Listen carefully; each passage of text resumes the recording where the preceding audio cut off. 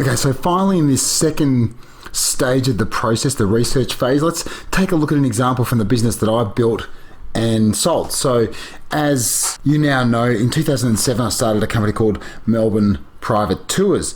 And 5 years later, we launched MPT Corporate Events. Now, why did I launch MPT Corporate Events? Well, it was because I had a hunch that a lot of our experiences would translate into the local corporate market. And that was backed up by the increasing volume of inquiry that we were receiving through 2010, 2011, and 2012 from local businesses for their company Christmas parties, for their team building events, for their pre and post conference touring programs or experiences, partner programs, and much, much more. And usually the inquiries were coming from executive assistants or personal assistants. They were sometimes coming from business owners. They were sometimes coming from the heads of sales and marketing. But most inquiries are pretty similar. It was something along the lines of, I'm just researching for something to do for my event A, event B, or need C, and came across your, let's say, for example, your chef-led tour or your foodies walk or your Yarra Valley ballooning and barrel tasting, whatever it may be. And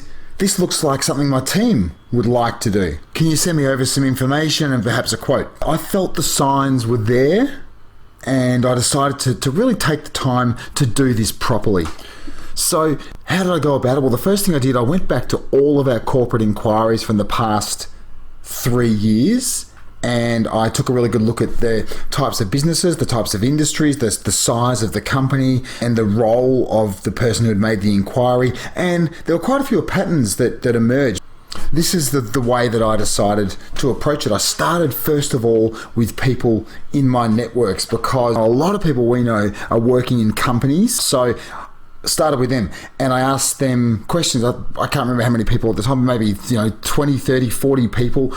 Do you do anything in the way of company entertainment in your business? So, what do you do? Well, do you do Christmas parties? Do you have do you do team building days? Do you have an annual conference? Do you have any, reward and recognition programs? What do you do? What's happening in your business? And then, tell me more about those events. So when do they happen? How much approximately per person is your company spending on these events? And questions like how big is the company? How many people would generally attend these events? Who's the decision maker? What kind of role does that decision maker have? Are they in the HR department? Is it the executive assistant? Is it the business owner? Who's actually making the decisions? Who's collating the ideas? Who's making the call on what you're actually doing? What was the talk around the office? What was the talk around the water cooler on the Monday morning after the event? Were these events appreciated? Was attendance really strong? Were they seen, perceived to be thoughtful, generous, not particularly thoughtful? And from an attendee perspective, what were some of the frustrations, the challenges, and those desires that you were feeling? What hit the mark and what fell way short?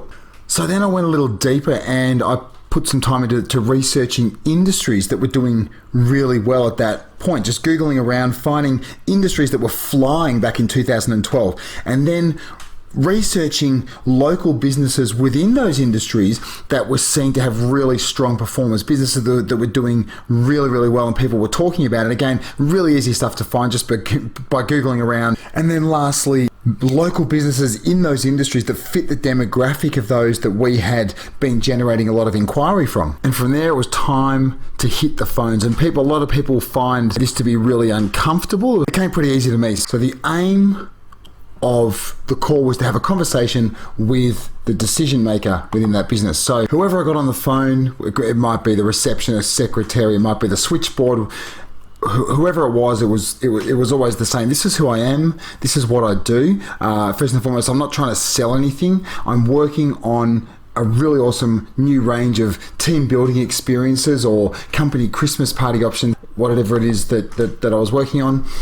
And I was really wanting to have a chat with the person responsible for corporate entertaining or for organising these type of events in your organisation. I'm not selling anything. I'm just trying to get a real sense of what people out there, local businesses out there, are doing right now and how we can serve them better.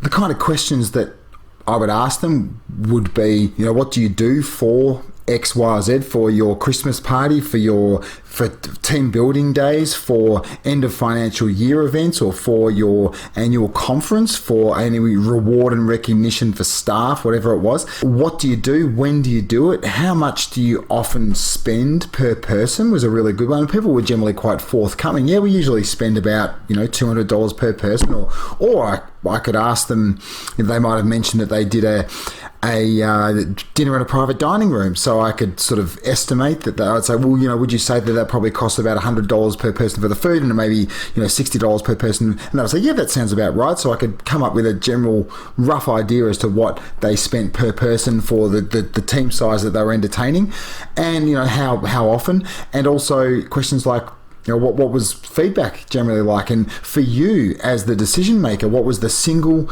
biggest challenge or frustration or fear that you had with these events? And it might be, well, it's not my core role, so I frankly find it's a bit of a headache. I'm trying to do my job, but I've got this responsibility to organize these things. I devoted as much time as I possibly could to this, and I got some really, really fascinating insights from local businesses. So lastly, as a final parting question, when we've fully developed these, this new range of X or these new experiences that we've talked about, what if I could come back to you with 2 or 3 ideas that are going to come in under budget? They're going to make you look amazing in front of your boss. They're going to be meaningful. They're going to be memorable. They're going to get people talking about them around the water cooler. They're going to get people appreciating the thought that you've put into them.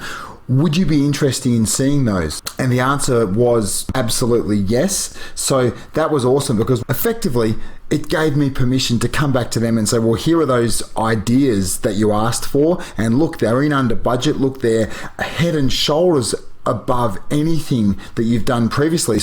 And that was effectively how I had success in a segment of the local market. It sort of snowballed from there. One opportunity with one company turned into 2 or 3. I was then able to use that as a case study, as an example, as a testimonial for other businesses as to how wonderful the sort of things we were doing with that company over there. I then used that and took it to competitors within their industry and said, well, look, company A over there is doing X, Y, and Z with us, and here's the feedback we're getting, and their people are loving it, they're energized, they're aligned, and quite frankly, you've got a responsibility to be doing something similar.